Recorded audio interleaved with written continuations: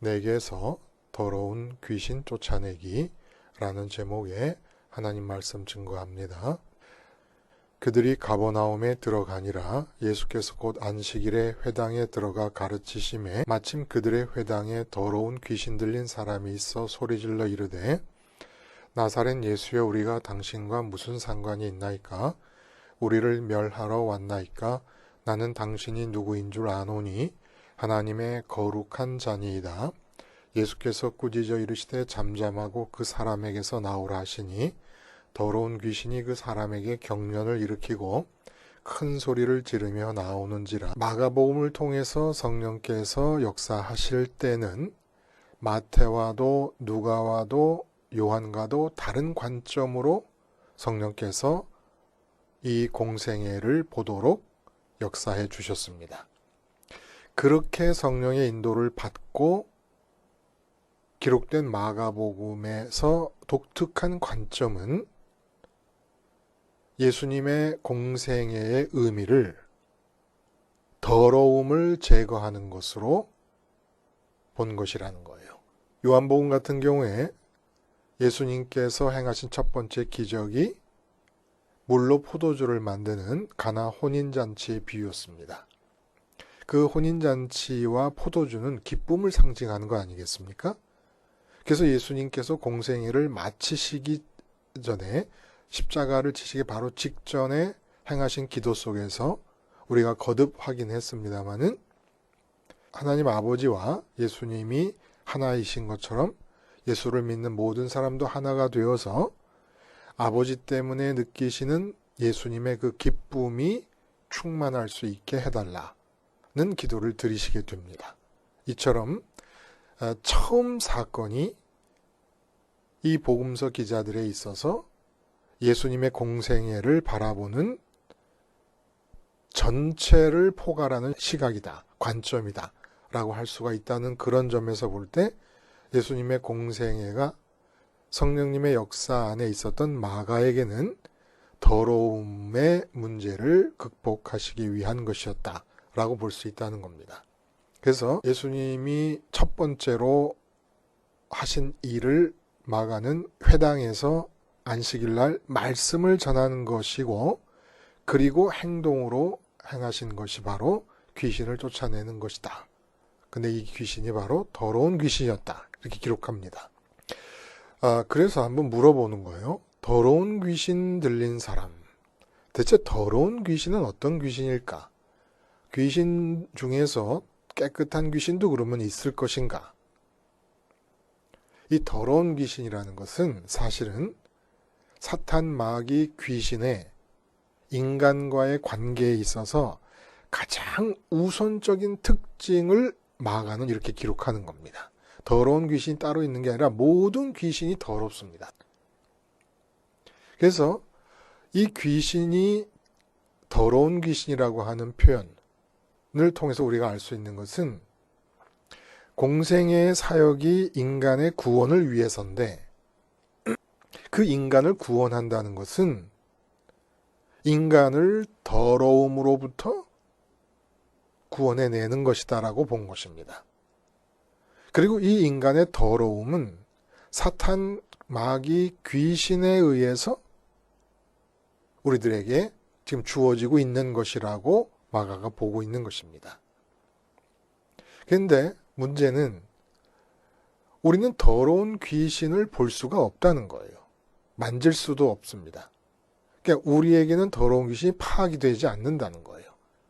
근데 공생애를 더러움을 극복하는 것으로, 더러움으로부터 건져내는 것으로 본다 그러면 이 인간 중에 더러움 속에 포함되지 않은 인간이 없습니다. 모두가 더러움의 바다에 빠져 있다는 거예요. 그 이유는 더러운 귀신이 들렸기 때문이라는 겁니다. 그래서 오늘 이 마가가 첫 번째 기록한 예수님의 공생의 첫 번째 행동, 사역을 더러운 귀신 쫓아내는 것이라고 본다는 것은 마가복음을 통해 우리에게 전달해 주시는 하나님의 관점, 인간관이기도 하다는 거예요. 하나님 보실 때 인간은 어떤 상태냐? 더러운 귀신 들려서 더러움에 빠져 있는 상태라는 겁니다. 근데 문제는 우리는 더러운 귀신을 파악할 수 없다는 거예요. 귀신은 실제 존재합니다. 상상이거나 우리의 심리적인 상태에 대한 상징적 표현이거나 가상의 존재거나 이런 게 아니에요. 실제로 있는 것입니다. 근데 우리가 파악할 수가 없어요. 다만 감사한 것은 더러운 귀신을 파악할 수는 없지만 귀신은 모조리 더러운 거예요. 깨끗한 귀신이란 존재할 수가 없습니다. 귀신은 모조리 더러워서 더러운 귀신에 의해서 더러움이 특징인 인간의 상황. 그러나 더러운 귀신을 우리가 파악할 수는 없어도 더러운 귀신이 들어왔을 때 나타나는 증상은 알 수 있다는 거예요. 내가 더러운 귀신이 들렸는지 안 들렸는지를 어떻게 아느냐? 증상을 통해 안다는 겁니다. 그러면 더러운 귀신이 우리에게 들어왔을 때 내가 더러운 귀신 들린 상태인 것을 알 수 있는 증상들이 뭡니까? 더러운 상태를 굉장히 편하게 생각한다는 겁니다. 더러운 상태에 굉장히 친근하다는 거예요. 친근하게 더러움을 느낀다는 거예요. 더러움이 너무너무 편해요. 더러움 가운데 있으면 마음이 그냥 좋아요. 더러움을 되게 좋아합니다. 이게 바로 더러운 귀신 들린 증거라는 거예요. 여기서 말씀하시는 더러움은 물론 마음의 더러움입니다. 육체적 물리적인 더러움이 아니에요. 예를 들어보면 세리나 창기나 비유 속에 나오는 거지 나사로 같은 경우 물리적이고 육체적인 차원에서는 굉장히 더러운 사람들입니다. 그러나 예수님께서는 그들의 친구가 되어주십니다. 반면에 바리새인, 육체적, 물리적으로 굉장히 깨끗한 사람들입니다. 윤리적으로도 깨끗하죠. 근데 회칠한 무덤이라고 말씀하시면서 대접의 겉은 깨끗이 하되 그 안에는 탐욕과 방탕으로 가득하게 하는도다. 그리고 회칠한 무덤이라 그러시면서 너희 안에는 죽은 사람의 뼈와 모든 더러운 것이 가득하도다. 그게 바리새인들이 더러운 귀신이 들린 거예요. 지금 마가복음 첫 번째 예수님의 행동은 더러운 귀신을 쫓아내는 것이라고 하지만 사실 더러운 귀신 들린 사람이 마태복음의 바리새인에 대해 얘기하시는 것을 듣다 보면 따로 있는 게 아니에요. 바리새인들 속이 어떠냐면 죽은 사람의 시체, 썩은 시체가 들어있고 온갖 더러운 것들이 다 들어있습니다. 근데 이들이 귀신 들렸다는 증거는 뭐냐면 몰라요. 그 더러운 것이 더러운 것인 줄 몰라요. 자기 마음속에 사람의 죽은 뼈와 썩은 시체들이 가득하고 예수님의 눈에 볼 때는 온갖 더러운 것들이 가득한데 바리새인들의 상태는 자기가 깨끗하다고 생각하고 믿고 살았지만 실제로 그 마음속에 예수님과 하나님 눈에 보이는 그 더러운 것들을 담고도 너무 편안하게 사는 겁니다. 그 상태가 너무 친근하고 너무 좋은 거예요.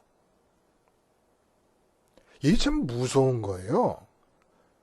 그래서 우리가 더러움을 명확하게 알아야 합니다. 더러움이 명확하게 뭔지를 알아야 내가 귀신 들렸구나라는 자각이 생길 수 있는 거예요. 왜 더러움을 내가 좋아하고 있느냐? 그냥 더러움에 대한 기준이 명확해져야 된다는 겁니다. 문제는 이 더러움이 너무 편하고 좋은 거예요. 분명한 것은 더러움과 하나님과의 연결이 상극이라고 하는 것입니다. 마음속에 하나님이 들어와서 하늘에 계신 하나님과 연결이 되었을 때 더러움이 발각된다는 겁니다. 더러운 귀신들이 드러나기 시작한다는 거예요. 근데 이런 더러움이 있을 때 아직도 우리는 문제는 뭐냐면 내가 더러움 속에 친근한 상태로 있는지 없는지 자체를 또 분간하기 어렵다는 거예요. 내 안에 내 자식을 품었어요. 그건 지금 더러운 상태예요. 하나님만이 계셔야 될 장소인데 자식이 들어왔으니까 더러워지는 거죠. 늘 말씀드리듯이 입속에 들어가는 김치가 깨끗한 김치라도 하얀색의 실크 브라우스에 김치물이 확 쏟아지면 입에 들어가는 김치물이 깨끗하고 브라우스가 깨끗해도 깨끗한 김치와 깨끗한 브라우스가 만났는데 더러움이 발생하는 겁니다. 왜냐하면 김치는 김치 그릇에 있어야 되는 것이죠. 그래야 깨끗함을 유지할 수가 있죠. 자식도 마찬가지죠. 자식 자체가 더러운 것은 아닙니다. 자식이 내 마음에 들어오는 것은 김치 국물이 하얀 브라우스에 쏟아진 것과 똑같은 일이라는 겁니다. 근데 이런 상태가 더러움인 걸 몰라요. 모르는 이유는 뭐라고요? 더러운 귀신이 들렸기 때문이에요. 그럼 이렇게 더러운 귀신이 들려서 더러운 귀신에 의해서 몰려갈 때 나타나는 일이 또 있어야 된다는 거예요. 그게 뭡니까? 바로 우리가 읽지 않은 부분 그 다음에 나타나는 열병과 질병이라는 거예요. 열병과 질병. 더러움이 있으면 열병이 나타나고 질병이 나타납니다. 그래서 오늘 이 열병과 질병을 극복해야 돼요. 자, 복음과의 연관성 안에서 언급된 열병. 복음을 전파하시고 하나님 나라가 가까이 왔으니 회개하라 하시지 않습니까? 그리고 제자들을 사람 낚는 어부가 되게 하겠다고 선택하시는 일이 있고 나서 이제 본격적으로 공생애의 사역을 시작하신 것이, 그리고 나서 그 더러운 귀신을 쫓아낸 다음에 하신 일이 같은 안식일이에요. 같은 안식일에 하신 일이 베드로 장모가 열병으로 앓고 있는 것을 치유해 주십니다. 그 소문을 듣고 많은 사람이 베드로 장모님의 집으로 몰려들었을 때 그 사람들에게서 질병을 고쳐주시고 귀신을 쫓아내십니다. 자, 이것이 성령에 감동되어진 마가에게는 계속해서 공생애에서 예수님이 사역을 하실 때 그 사역의 특징들을 지금 드러내고 있는 내용들이라는 거예요. 복음과 연관성 안에서 언급된 열병, 베드로 장모의 열병, 이 헬라어 퓨레토스라고 하는 것은 말라리아를 말한다 그래요. 말라리아는 그 옛날에 고열과 탈수 현상을 동반하는 치명적인 병이었습니다. 근데 안식일에 고치신다는 얘기는 마가가 볼 때 이 열병을 하나님과 연결이 끊어진 안식 없는 삶의 가장 특징적인 본질로 본 것이라는 겁니다. 하나님과 연결이 끊어지면 나타나는 일이 뭐냐면 열병이 나타난다는 거예요. 더러운 귀신이 들려서 마음속에서 더러움이 친근해지면 그 더러움이 익숙해지고 더러움을 좋아하게 되면 나타나는 일이 안식 없는 열병이라는 거예요. 여러분, OECD 국가 중에서 우리나라 자살률이 12년째 1위예요. 그리고 직장인 10명 중에서 한국 직장인 9명이 번아웃 증후군, 번아웃이라는 게 뭐예요? 탈진 상태를 보여주고 있다는 겁니다.